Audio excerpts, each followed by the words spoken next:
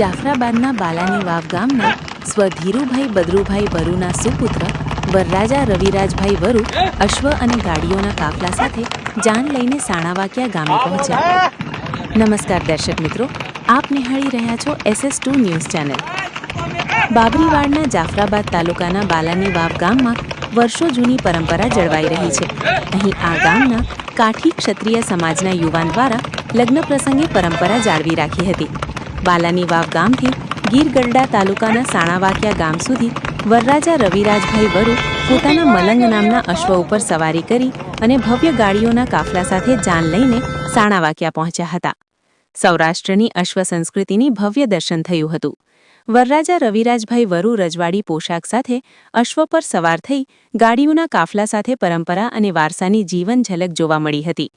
બાબરિયા પંથકમાં આકર્ષણનું કેન્દ્ર જોવા મળ્યું હતું અને આ અશ્વ પ્રદર્શન નિહાળવા માટે લોકો જોવા ઉમટી પડ્યા હતા।